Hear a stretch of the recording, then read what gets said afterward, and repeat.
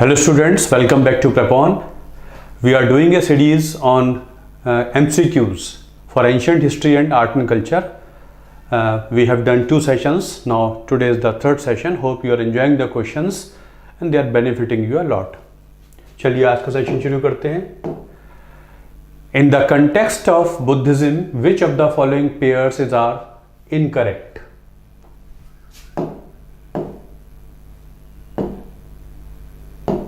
इनमें से कौन सा इनकरेक्ट है आपको बताना है. Uposatha, confession ceremony, upasampada, final liberation, Vibhashas, a noble truth. In the context of Buddhism which of the following pairs are not is और आर नॉट करेक्ट. तो बताइए, करिए आप लोग, फिर आंसर चेक करिएगा बाद में.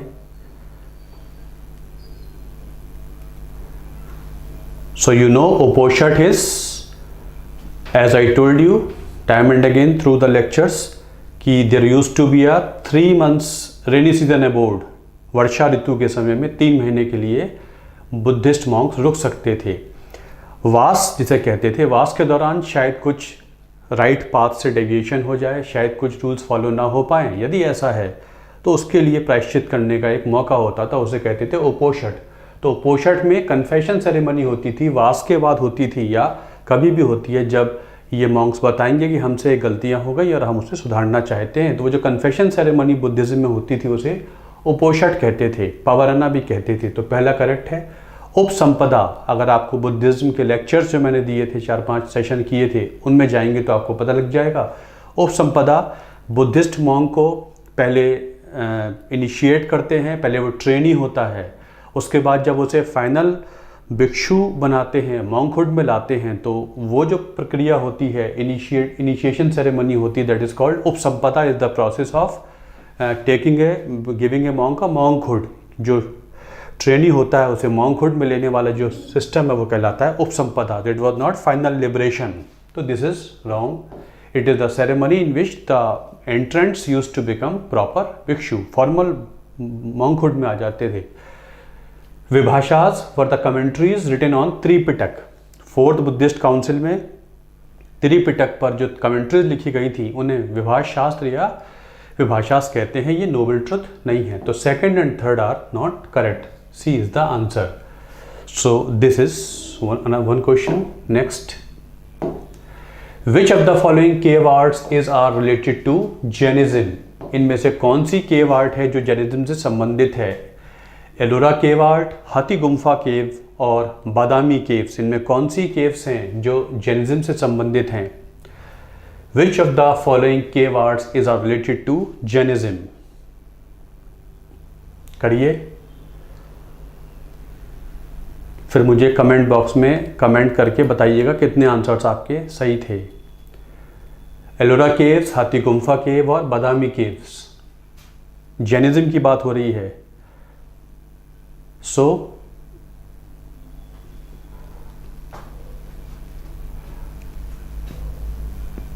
Ellora caves are Jainism, Buddhism and Hinduism. तीनों धर्मों से संबंधित एलोरा केव्स हुआ करती हैं. Ellora art, Ellora being the first capital of the Rashtrakuta dynasty. जो महाराष्ट्र के राष्ट्रकूट शासक हैं, अर्ली मेडिवल इंडिया में जो पहले शासक हैं महाराष्ट्र के, वो राष्ट्रकूट कहलाते थे. उनकी पहली कैपिटल होती थी एलोरा. और राष्ट्रकूटों द्वारा ही ये डेवलप होती है आर्ट मेजर तौर पे. तो ये बुद्धिज्म भी है, जैनिज्म भी है और हिंदुज्म तो होती है. यहाँ पर कैलाश टेम्पल हुआ करता है, एक ही पत्थर से काट के बनाया गया है, हिल से बनाया गया है. तो एलोरा केव्स जैन आर्ट होती है. Hathi Gumpha, king Kharavela of Kalinga. Post Maurya period में कलिंग का राजा एक है, king Kharavela. He was an ardent follower of Jainism. तो he constructed various caves in Orissa. तो हाथी गुम्फा केव्स हुआ करती हैं. तो हाथी गुम्फा केव्स जैना केव्स होती हैं, एक्सक्लूसिवली जैना केव्स. तो ये भी जैना केव्स हैं. बादामी, चालुक्यास ऑफ बादामी, जो अपर कर्नाटक के या लोअर महाराष्ट्र के शासक हैं, बादामी के चालुक्य. जो बादामी का ओल्ड नेम वातापी है, वहाँ पर भी बादामी केव्स हैं जो मेजर तौर पर हिंदू और जैन केव्स हुआ करती हैं। तो बादामी केव्स भी जैन केव्स होती हैं। बादामी और Vatapi located near Malaprabha river, Malaprabha river के आसपास ये हुआ करता है। और बादामी के आसपास एहोल और पत्तदकल भी होता है। ये तीनों ही कल्चरल सेंटर्स हुआ करते थे बादामी के चालुक्यों के। तो ये तीनों केव्स जो हैं वो जैना केव्स हुआ करती हैं। 1, 2 and 3, all the 3 are correct. Ellora caves are related to all the three, Jainism and Hinduism and Jainism, Badami caves. Or which of the following conditions of Gupta period the Chinese Buddhist monk Fahian has not written? Fahien आया है Chandragupta second के समय में और उसने भारत के बारे में लिखा है। फाहियान का अकाउंट है भारत के बारे में। He came around the time of Chandragupta Vikramaditya Chandragupta second. अब ये पूछ रहे हैं इस क्वेश्चन में कि क्या उसने गुप्ता पीरियड के बारे में लिखता है वो, क्या उसने नहीं लिखा है, क्या उसने गुप्तों के करेंसी सिस्टम के बारे में लिखा है, क्या उसने रूलर्स का जो रिलीजन है, जो गुप्ता शासक हैं उनके धर्म के बारे में लिखा है, क्या उसने ये लिखा है कि भारत में अनटचेबिलिटी होती है, क्या वो उस राजा का नाम भी देता है जो उस समय राजा रूल करता है। तो Fahien, a Chinese Buddhist monk who came to India in the time of Gupta period, on his account there is a question, what does he not mention in his account about India? तो obviously he talks about currency system। वो कहता है जो common transaction होता है वो कौड़ियों में होता है, सी शेल्स में होता है। बड़े ट्रांजेक्शन्स मेटल मनी में हो सकते हैं लेकिन छोटे ट्रांजेक्शन्स कौड़ी में होते हैं। ये फाहियान बताता है। तो पहला सही है। गुप्तों का, गुप्त राजाओं का, गुप्ता शासकों का जो रिलीजन है वो वैष्णविज्म है मेजर तौर पे, लेकिन वो वैष्णविज्म के बारे में कहीं नहीं बताता कि ये यहाँ के राजा वैष्णविज्म फॉलो करते हैं, नहीं बताता है। वो राजा का नाम भी कहीं नहीं लेता है, उसके पूरे वृत्तांत में कहीं राजा का नाम भी नहीं होता है। लेकिन वो कहता है कि यहाँ पर अनटचेबल्स होते हैं जो शहर के बाहर उनको रहना पड़ता है, जिन्हें चांडाल कहा जाता है। तो yes, he talks about currency system, he talks about prevalence of untouchability, he does not talk about religion of the rulers and name of the king when he came to India. To 2 and 3 he does not talk about. B is the answer. Which of the following books had made it easier to demarcate fields and houses in the post-Vedic period? Post-Vedic period में वो कौन सी किताबें हैं, कौन सा you can say compilation है जिससे ये आसान हो जाता है कि जो फील्ड हाउसेस को डिमार्केट कर लें, रेखाओं द्वारा उनको अलग अलग कर दें, डिमार्केट कर लें with the help of that knowledge. तो easier to demarcate fields and houses in the post Vedic period. Kalpa Sutra है, ग्रह सूत्र है, शुल्व सूत्र है, नन ऑफ द अबव है। बताइए, पोस्ट वैदिक पीरियड की बात हो रही है, किस किताब से ये पता लग जाता है कि कैसे खेतों को, मकानों को अलग अलग किया जाए, कैसे लाइनें खींची जाएं, कैसे किया जाए? तो आसान सा क्वेश्चन है, आप बता देंगे। आंसर इज शुल्व सूत्र। पोस्ट वैदिक पीरियड में लिखे गए हैं वेदांग, लिम्स ऑफ वेद। वेदों को समझने के लिए 6 किताबें लिखी गई हैं। उसमें एक किताब है कल्प या कल्प सूत्र। कल्प सूत्र का एक छोटा सा पार्ट है शुल्व सूत्र। इट इज अ सब पार्ट ऑफ कल्प Sutra and this Shulba Sutra is the earliest book on mathematics and geometry in the Indian system. भारतीय सिस्टम में ये पहली किताब मानी जाती है which is dedicated to mathematics. It is exclusive book on geometry and mathematics. It is a very small part of book called Kalpa Sutra and कल्प सूत्र is one of the Vedang. ये 6 वेदांग होते हैं, उनमें से एक किताब होती है कल्प सूत्र जो रिचुअल्स एंड सेरेमनीज से संबंधित होती है। वेदों के कंटेंट को ही 6 भागों में विभाजित कर दिया गया है। उसमें जो रिचुअल सेरेमनी से संबंधित किताब है उसे कल्प सूत्र कहते हैं। उसी में एक छोटा सा भाग है दैट इज कॉल्ड शुल्व सूत्र।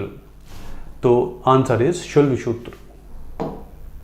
शुल्व सूत्र पार्ट ऑफ कल्प सूत्र is earliest dedicated book on geometry and measurement. ग्रह सूत्र ऑल्सो पार्ट ऑफ कल्प सूत्र deals with rituals and ceremonies and कल्प सूत्र is one of the 6 Vedang. 6 वेदांगों में से एक हुआ करता है। Now, next question. Gandhar art, exclusively Indian in themes and style, is considered as first school to produce a Buddhist image. Gandhara artist was inspired by the image of Vedic gods. Gandhara art, Buddhist art होती है Gandhara art. तो Gandhara art जो पहली वो art system है जिसने बुद्ध की image बनाई है, ऐसा बिलीव किया जाता है। और it was exclusive in themes and style, in Indian in style and themes. Second, और जो बुद्ध को मूर्ति के तौर पर दिखाया गया है, तो जो कलाकार हैं, बनाने वाले हैं, वो वैदिक गॉड्स की मूर्तियों से इंस्पायर हुए हैं। Gandhara art, post Maurya period में गांधार आर्ट डेवलप होती है। दोनों स्टेटमेंट बताइए कौन सा सही है कौन सा नहीं है, या दोनों सही हैं दोनों गलत हैं। तो यहाँ पर सिली मिस्टेक जल्दबाजी में हो जाएगी, क्योंकि people will give more concentration to second part of the sentence, that is considered as the first school to produce a Buddhist image. ये सही माना जाता है कि गांधार आर्ट ने पहली बार बुद्ध की इमेज बनाई है, उन्हें ह्यूमन फॉर्म में दिखाया है, वरना उससे पहले तो सिंबल्स द्वारा उनकी पूजा होती है। लेकिन गांधार में बुद्ध की इमेज बनने लगी है, गांधार स्कूल ऑफ आर्ट में, जिसे ग्रीको रोमन स्कूल भी कह देते हैं, ग्रीको बुद्धिस्ट स्कूल भी कह देते हैं। इट इज़ एक्सक्लूसिव, थीम्स इसके इंडियन है, स्टाइल इंडियन नहीं है। It is in Greco Buddhist style, Greco Roman style, इसलिए गलत हो जाता है। ये बात सही है, it was the first to produce the image of Buddha. Controversy में मथुरा स्कूल भी कह देते हैं, बट अंडरस्टूड टू बी की गांधार स्कूल में पहली इमेज बुद्ध की बनाई गई है। तो hence first is not correct, because Buddhism से डेडिकेटेड ये गांधार आर्ट हुआ करती है, but style wise it is not Indian style wise, it is European art. पहला गलत है। ये भी गलत है क्योंकि इस समय तक वैदिक धर्म में मूर्तियाँ बननी शुरू नहीं हुई थी। मूर्तियाँ बने और धर्म में मूर्तियाँ बने, भगवानों की मूर्तियाँ बने, देवताओं की बने, ये सब बहुत बाद में शुरू होता है, लेट पोस्ट मॉडर्न पीरियड या गुप्ता पीरियड में शुरू होता है, इस समय शुरू नहीं होता है। इसलिए ये स्टेटमेंट भी गलत हो जाता है। He was not inspired by the Vedic gods who are shown in the form of human figure. अभी ये सब डेवलप नहीं हुआ है, इसलिए ये दोनों गलत हो जाते हैं। Hence neither 1 and 2। Which of the following literatures does not form part of Buddhist literature. इनमें से कौन सी बुक्स हैं जो बुद्धिस्ट लिटरेचर का पार्ट नहीं है? थेरी गाथा, मिलिंद पन्हो, द्वीप वंश एंड आचारंग सूत्र। इनमें से कौन सा साहित्य है जो बुद्धिस्ट लिटरेचर का पार्ट नहीं है? दीप वंश, आचारंग सूत्र, मिलिंद पन्हो एंड थेरी गाथा। बताइए, अगर आपने लेक्चर्स अटेंड किए हैं बुद्धिज्म वाले तो आप आसानी से कर लेंगे इसे। थेरी गाथा, मिलिंद पन्हो, दीप वंश एंड आचारंग सूत्र। थेरी गाथा पाली साहित्य है, सूत पिटक का ये पार्ट है। सूत पिटक के 5 पार्ट हैं, उनमें जो खुद्दक निकाय है 5वां पार्ट है, उसमें छोटा सा पार्ट है Theri Gatha, songs of the nuns. जो भिक्षुणीय हैं उनके जो कॉम्पोजिशंस हैं, थेरी माने पाली भाषा में गर्ल होता है, तो जो भिक्षुणी होती थी उन्होंने जो कॉम्पोजिशंस किए हैं उन्हें थेरी गाथा कहते हैं, जो पाली में लिखी गई थी, पार्ट ऑफ सूत पिटक। मिलिंद पन्हो भी पाली में है। जो इंडो ग्रीक राजा मिनिंदर है वो नागसेन से संवाद करता है या बुद्धिज्म का फॉलोवर बन जाता है, ये भी पाली में है। क्वेश्चंस ऑफ मिलिंद इस फ्रेज का मतलब होता है, तो ये भी बुद्धिज्म में है। दीप वंश is the rise of Buddhism इन श्रीलंका। लंका में जो बुद्धिज्म का राइज हुआ है सीलोन में, वहाँ पर जो किताब लिखी गई है दीप वंश और द्वीप वंश, ये बुद्धिज्म का जो विकास लंका में उसके बारे में है। ये जैन धर्म की किताब है, जैनिज्म की बुक है, आचारंग सूत्र। जैनिज्म के बारे में जो बुक है that is called Acharanga Sutra. It is not about Buddhism, it is about Jainism. तो this is not part of Buddhism, D is the answer. Acharanga Sutra is about Jainism. Which of the following was not a cause of decline of Buddhism in India? Buddhism decline हुआ है India में, इसमें से कौन सा कारण Buddhism के decline का नहीं है? कौन सा नहीं है? Accumulation of wealth in the monasteries. जो बौद्ध संघ है, मोनेस्ट्रीज होती हैं, वहाँ पर लोग सोना चांदी लेने लगे हैं, प्रॉपर्टी के लिए अटैचमेंट बढ़ने लगा है, एक कारण डिक्लाइन का ये था। दूसरा बता रहे हैं पाली की जगह अब संस्कृत भाषा का उपयोग ज़्यादा होने लगा है, क्या ये भी कारण था डिक्लाइन का? या वैदिक रिलीजन ने, जब बुद्धिज्म जैनिज्म बढ़ने लगा है, लोग फॉलोवर उनके बनने लगे हैं, तो वैदिक रिलीजन ने अपने आप को थोड़ा लिबरल किया है, ओपन किया है, कुछ नियमों को हल्का लूज किया है ताकि लोग उधर ना जाएं। थोड़ा उन्होंने चेंजेस अपने अंदर लाने शुरू किए हैं, क्या ये भी एक डिक्लाइन है? या राजाओं का more focus on propagation of religion outside India, या भारत के बाहर धर्म पे ज़्यादा फोकस चला गया तो भारत में धर्म डिक्लाइन होने लगा। इनमें से कौन सा कारण नहीं है कि बुद्धिज़्म जो इंडिया में डिक्लाइन हुआ था? ओबियसली बाद में ऐसा होने लगा है कि जो मोनास्ट्रीज़ हैं, जो संघ हैं, वो पैसे का दान दक्षिणा लेने लगे हैं। They use to accumulate gold, wealth वगैरह लेने लगे हैं, ये सब होने लगा है, तो ये भी एक कारण है। बुद्ध ने डिटैचमेंट की बात की थी तो उसके विपरीत यह होने लगा है। और ओबियसली महायान बुद्धिज़्म में संस्कृत भाषा हो गई है तो लोगों से डिसकनेक्ट हो गया है। पहले क्या था, बुद्ध ने बोला था कि हमेशा चलना है और भिक्षा मांगकर ही अपना जीवन व्यतीत करना है, अटैचमेंट नहीं रखना है। तो जब वेल्थ संघ में होने ही लगी है तो लोगों का, मॉन्क्स का कॉमन लोगों के बीच में जाना कम हो गया। उनका काम ये था कि वो जाकर लोगों को सही रास्ते पर डालेंगे, तो उनका डिस्कनेक्ट हो गया, तो ये भी इस तरीके से भी डिक्लाइन हो जाता है। दूसरा ये भी है कि अब पाली भाषा आम जनता की भाषा थी, उसमें बात नहीं होती है, संस्कृत में होती है, ये भी एक वजह है। महायान बुद्धिज़्म में संस्कृत का इस्तेमाल ज़्यादा होने लगा है। उधर वैदिक रिलीजन ने भी अपने आप को चेंज किया है, महिलाओं के प्रति या जो निम्न जातियाँ उस समय की है उनके प्रति थोड़ा लिबरल होना शुरू हो गए हैं। फॉरेनर्स को भी वो वैदिक फोल्ड में लेने लगे हैं।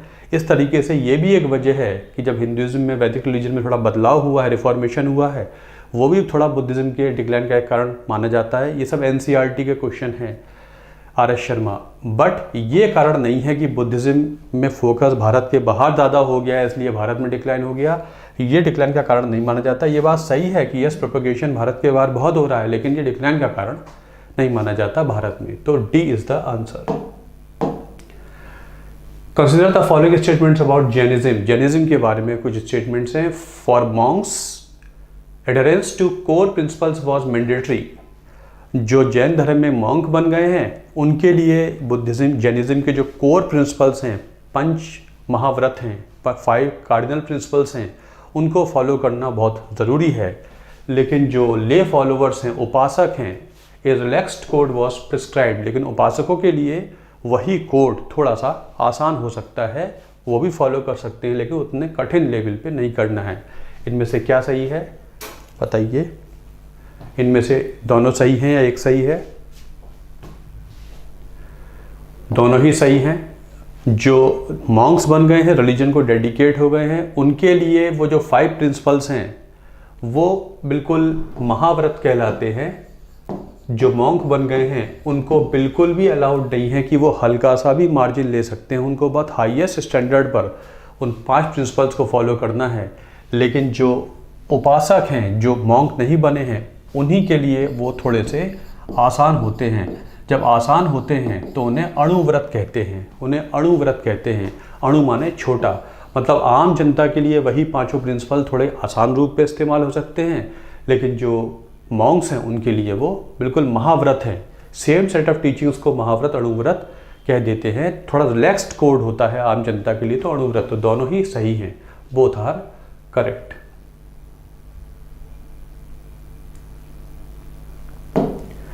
Both were required to follow 5 cardinal principles, that is Mahavratas, but for lay follower the same principles were somewhat relaxed as it was difficult to follow them in this worldly existence. Mahavrat: सत्य, अहिंसा, सत्य अस्ते, अपरिग्रह, ब्रह्मचर्य। सत्य, be always truthful, do not kill anybody. अहिंसा, अस्ते, do not collect anything, do not steal anything. अपरिग्रह, do not be bonded, and follow continence, control, that is brahmacharya, follow celibacy, are the core principles of Jainism called mahavrata. Monks तो बहुत highest level पे follow करेंगे, हल्का सा भी deviate नहीं हो सकते। इसलिए बुद्ध ने कहा मेरा मार्ग मध्यम मार्ग है, उन्होंने कहा प्रैक्टिकेबल पाथ है। जैना टीचिंग्स के बारे में एक और question. The universe as per Jainism philosophy, as per their understanding, the universe functions according to eternal law. Jainism के अनुसार universe functions according to eternal law and is continuously passing through a series of progress and decline. उनके अनुसार ये universe है, ये एक series cycle की तरीके से चल रहा है, कभी उत्थान होता है, कभी डिक्लाइन होता है, ये जैनिज्म का मानना है। It is going through an eternal law and passing through a series of progress and decline sine wave की तरीके से पहला बिलीफ। दूसरा, every true follower should try to stop flow of karmas towards pure soul. और हर जो Buddha Jainism का follower है उसे कर्मों का जो अट्रैक्शन है, फ्लो है टुवर्ड्स हिज सोल, रोक देना चाहिए, तभी वो लिबरेशन पा पाएगा। जैन फिलॉसफी के बारे में क्वेश्चन है, अंडरस्टैंडिंग के बारे में क्वेश्चन है, तो बताइए क्या है? बिल्कुल सही है। जैनिज्म में माना जाता है कि nobody has created this world moves on its own, अपने इनर्शिया से चलता है, इस दुनिया को बनाने वाला कोई नहीं है। तो पहला स्टेटमेंट है ये। हाँ, ये होता है कि प्रोग्रेस का समय होता है, डिक्लाइन का समय होता है। जब मानवता डिक्लाइन की ओर जाती है तभी आगमन होता है तीर्थंकरों का, और तीर्थंकर इसी दुनिया के होते हैं, वो गॉड जैसे नहीं होते। गॉड जैसी किसी एंटिटी में उनकी भी मान्यता नहीं होती है। There is no god, a god is there. तो पहले जिन आते हैं, जिन मतलब तीर्थंकर या वर्धमान महावीर को कॉन्करर जैन कह देते हैं। तो बिल्कुल सही है, जो यूनिवर्स है उसे बनाने वाला कोई नहीं है, और वो प्रोग्रेस और डिक्लाइन में चलता है। और जैनिज्म में बोला जाता है a soul is born pure, a soul is born pure but it gets blinded by the flow of karmas towards it. इस दुनिया में काम करते करते वो कर्मों को अट्रैक्ट करने लगती है सोल, और उससे वो ब्लाइंडेड हो जाती है। और जब ब्लाइंडेड हो जाती है तो उसे ओबियसली वो तृष्णा में आ जाती है और सही रास्ते से भटक जाती है। इसलिए रिगरस डिसिप्लिन से जीवन जिया जाए, 5 कार्डिनल प्रिंसिपल्स को महाव्रतों के तौर पे जिया जाए, ताकि वो जो ब्लाइंडिंग हुई है वो ख़त्म हो जाए, वो जो पट्टी आंखों पे बंध गई है वो अनरैप हो जाए, और सोल प्योर हो जाए और लिबरेट हो जाए। जब तक रिगरस डिसिप्लिन फॉलो नहीं करेंगे सोल प्योर नहीं होगी, और प्योर सोल जब तक नहीं होगी तब तक लिबरेट नहीं होगी। तो both are correct in Jainism. हर एक को कोशिश करना चाहिए कि कर्मों का बहाव अपनी तरफ रोक दें, दोनों ही सही हैं। In Jainism there is no belief in any supreme creator who is running this universe. The universe continues on its own through undergoes phases of utsarpini avasarpini, progress decline, इस तरीके से चलता रहता है। जब अवसर्पणी होती है तभी आगमन होता है तीर्थंकरों का, और अब तक 24 आ चुके हैं। तो पहला सही, soul being pure gets blended by the accumulation of karma, so effort is to shed these accumulated karma and stop further flow of karma towards the soul by following rigorous methods. In the context of religious doctrines of heterodox sects of 6th century BC, इनको match करिए। 6th century BC में बहुत सारे नए नए विचारधाराएं चली हैं, नए धर्म बने हैं, संप्रदाय बने हैं जो वैदिक धर्म के अगेंस्ट बात कर रहे हैं। उनकी जो डॉक्ट्रिन्स हैं उनको मैच करना है, doctrinal features and sects, relativity of views, cause and effect, material intelligence and predestination. आपने अगर लेक्चर्स अटेंड किए हैं पहले वाले, आप आराम से कर लेंगे। तो रिलेटिविटी ऑफ व्यूज, जैनिज्म ने बोला है कि एक चीज़ के कई पहलू हो सकते हैं, एक चीज़ के कई पहलू हो सकते हैं। अनेकांतवाद, उनकी एक थ्योरी है Anekantavada. There can be many perspectives of a thing, एक चीज़ के कई पहलू हो सकते हैं। कोई एक पहलू आपकी समझ में एक पहलू आ सकता है, एक उसका पहलू ये हो सकता है, कोई ये समझ सकता है, कोई ये समझ सकता है। तो relativity of views is Jainism, one is C, because there is relativity of views. You may take this particular thing in this fashion, he may take in that fashion. Anekantavada, एक चीज़ के कई पहलू हो सकते हैं। तो this is the philosophy of Jainism. बहुत बड़ी फिलॉसफी है, क्लास जैनिज्म की होगी तो उसमें हम कर लेंगे, but yes there can be many perspective of a particular thing. It is a democratic thinking. ये भी सही हो सकता है, वो भी सही हो सकता है। It is a way of democratic thinking, relativity of views. Jainism, cause and effect, you can easily find it out. It is Buddhism, प्रतीत संपुत्पाद। हर चीज़ के पीछे एक कारण होता है, कारण पे काम किया जाए तो रिजल्ट फेवरेबल हो जाएगा। Cause and effect is Buddhism. The philosophy is called Pratitya Samputpad, theory of dependent origination. Nothing is there which is without a cause. Work upon the cause, result will be favorable. तो 2 is A, 1 is C. Material indulgence is Charvaka. I told you, एक और ये philosophy है, विचारधारा है 6th century की, जिसने कहा कुछ भी नहीं है इस दुनिया के पार, इस जीवन के बाद जो कुछ है वो यही है, इसलिए यहाँ के सुखों को भोगना ज़रूरी है, यहाँ के भौतिक संसाधनों में पड़ जाना ज़रूरी है, उसका भोगना ज़रूरी है। चारवाक फिलॉसफी है, मटेरियल इंटेलिजेंस इसे कह देते हैं। तो ये 3 का B हो जाएगा, 3 का B हो जाएगा, 1 का C, 2 का A। और आजीवक संप्रदाय मैंने आपको बताया था, ये भी उस समय की एक विचारधारा है जिसमें कहा था नियतिवाद होती है। एवरीथिंग इज प्री डिटरमिन्ड, कुछ भी जो है पहले से तय है, कहाँ जाना है पहले से तय है, तो डी। तो आंसर इज बी, 1 का सी, 2 का ए, 3 का बी एंड डी। तो इस बी इज द आंसर। ये संप्रदाय वो हैं जो वैदिक धर्म के अगेंस्ट खड़े हुए थे।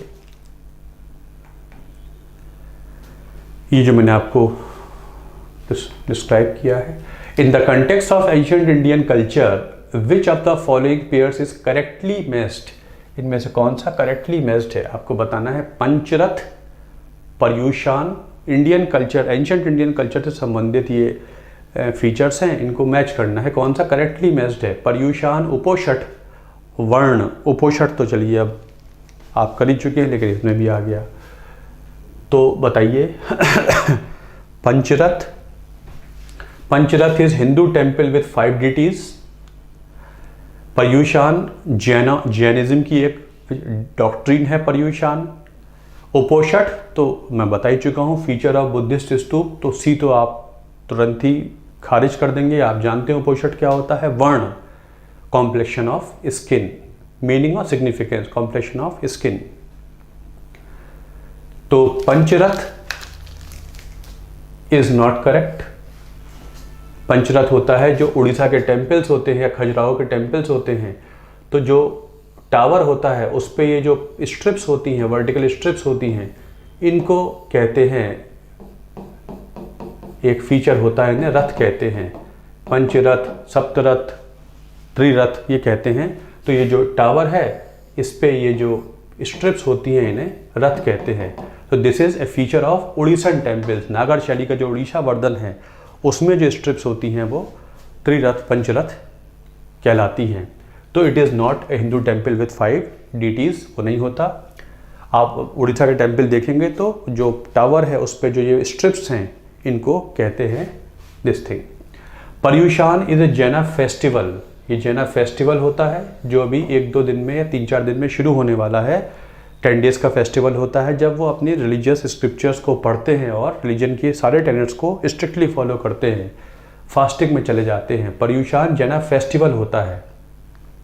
उपोषठ यू नो, वर्ण शब्द का मतलब होता है कॉम्प्लेक्शन ऑफ स्किन, जो इस त्वचा का कलर है उसे वर्ण कहते हैं। तो वर्ण ये सही है। वर्ण शब्द का मतलब संस्कृत में होता है कॉम्प्लेक्शन ऑफ स्किन। वैसे इसका social significance is division into certain social groups, but इसका मीनिंग होता है कॉम्प्लेक्शन ऑफ स्किन। तो डी इज करेक्ट, बाकी तीनों करेक्ट नहीं है।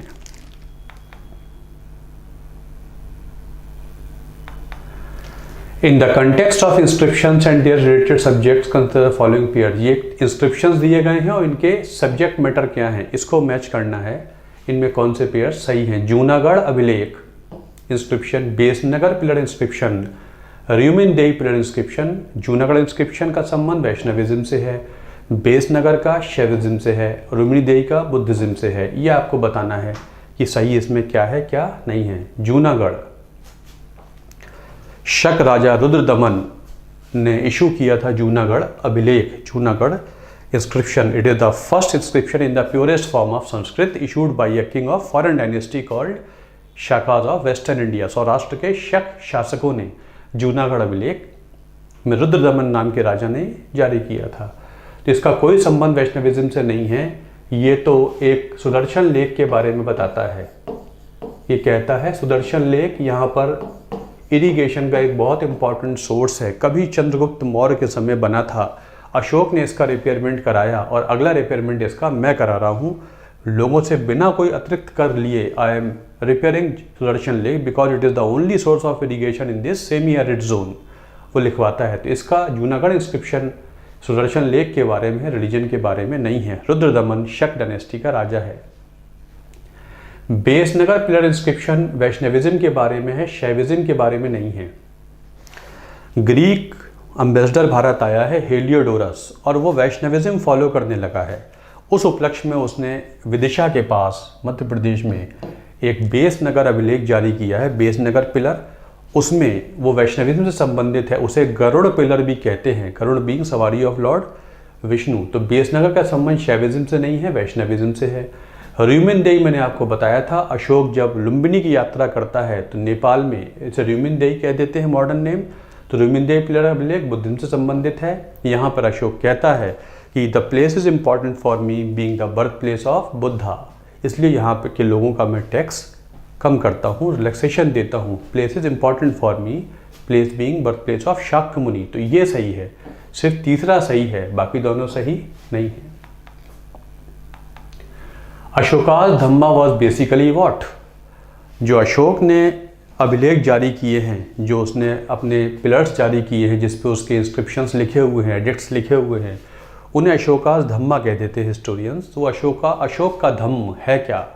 It was a spiritual religious code, people should inculcate religious bent of mind और स्पिरिचुअल बेंट ऑफ माइंड, या an attempt towards improving one's own life according to dhamma, या जो आम जीवन आपका है वो जो अशोक का कोड है उसके थ्रू अपने जीवन को इम्प्रूव करने की कोशिश कीजिए, वो है, या एक सोशल एथिकल कोड है, या ये समाज एज ए होल और इंडिविजुअल ऑल्सो उनके लिए एथिकल कोड है, या attempt to propagate Buddhism in the guise of secular code, या अशोक बुद्धिज्म का प्रचार कर रहा है एक सेकुलर कोड के जरिए, ऐसी उसकी कोशिश है। So answer is social and ethical code. Ashok ने कम्युनिटी से लेकर व्यक्तिगत लेवल पर लोगों को बताने की कोशिश की है कि ऐसे ऐसे जीवन जीना चाहिए, पशुओं को नहीं मारना चाहिए, बड़ों का आदर करना चाहिए, सभी धर्मों के लिए समान भाव रखना चाहिए। ये सब उसने बताने की कोशिश की है अपने अभिलेखों में। अशोक के अभिलेख, अशोकन एडिक्ट्स, कलिंग वॉर की है, मैंने इतने लोगों को मारा है जो मैंने गलत किया था। उसी के बाद मैंने वॉर का रास्ता छोड़ दिया और मैंने कहा अब मैं धम्म विजय की ओर जाऊंगा, भेरी घोष की जगह मैं धम्म घोष पे चलूंगा। भेरी माने वॉर ड्रम, जब वॉर ड्रम बजता है तो लड़ाई का आगाज़ होता है, मैं उसे छोड़कर धम्म के रास्ते पे चलूंगा, अच्छा करूंगा। तो it is a basically social and ethical code. Best answer is C. Which of the following Ashokan inscriptions makes specific reference to taxation, मैंने अभी बताया आपको, आप बता देंगे। कंधार इंस्क्रिप्शन अशोक का ही है, मास्की में अशोक का नाम अशोक इस्तेमाल करता है, मास्की कर्नाटक में जो मिला है। बार केव इंस्क्रिप्शन, ये भी अशोक ने जारी किया है, जो बिहार में गया के आसपास हुआ करती हैं, जो अशोक और उसके ग्रैंडसन ने डोनेट की थी आजीवक मॉन्क्स को। Barabar caves earliest rock cut caves होती हैं इंडिया में, बार केव्स सबसे पहली रॉक कट केव्स हैं। रॉक कट केव्स का मतलब काट के पहाड़ी को अंदर काट के बनाया गया हो, और कुछ होती हैं नेचुरल केव्स जो ऑलरेडी बनी होती हैं, तो ये अर्लीस्ट रॉक कट केव्स होती हैं। तो कंधार इंस्क्रिप्शन भी अशोक का है, तो इट इज़ रुमिनदेही इंस्क्रिप्शन, जहाँ पर अशोक कहता है कि लोगों से मैं 1/8 प्रोड्यूस कर लिया करूँगा क्योंकि ये शाक्य मुनि का जन्म स्थान है। This is this thing. In the Gandhara art which of the following materials has not been used, Gandhara में जो बुद्ध की मूर्तियां बनी हैं, जो आर्ट है, उनमें कौन सा मटेरियल इस्तेमाल नहीं हुआ है? लाइम हुआ है, मड हुआ है, स्टूको हुआ है, मार्बल हुआ है, इनमें कौन सा नहीं इस्तेमाल हुआ है? Gandhara art, Mathura art, Amaravati art, ये 3 बुद्धिज्म के स्कूल ऑफ आर्ट है। इनमें गांधार आर्ट की बात हो रही है जो नॉर्थ वेस्ट इंडिया में है। गांधार आर्ट, गांधार आर्ट में समय समय पर ये तीनों इस्तेमाल होते हैं। लाइम भी होता है, मड भी होता है, स्टूको भी होता है, sort of plaster which is workable, आसानी से इस पे स्कल्पचर बनाया जा सकता है। वर्केबल, लाइम पे भी इस्तेमाल है, मड का भी इस्तेमाल है, लेकिन मार्बल का इस्तेमाल नहीं है। मार्बल का इस्तेमाल अमरावती स्कूल ऑफ आर्ट में ज़्यादा हुआ है, गांधार में मार्बल का इस्तेमाल नहीं होता है, ये अमरावती में हुआ है। इन तीनों का इस्तेमाल समय समय पर गांधार शैली में होता रहा है, जो कि बुद्धिज्म पे हुआ करती है। In Gandhara art marble has not been used. So these are few questions again on ancient India history and art and culture. Hope you enjoyed these questions. Thanks a lot. Please like कीजिए, share कीजिए और आगे बढ़ाइए channel को. Thanks a lot for watching this video. Thank you.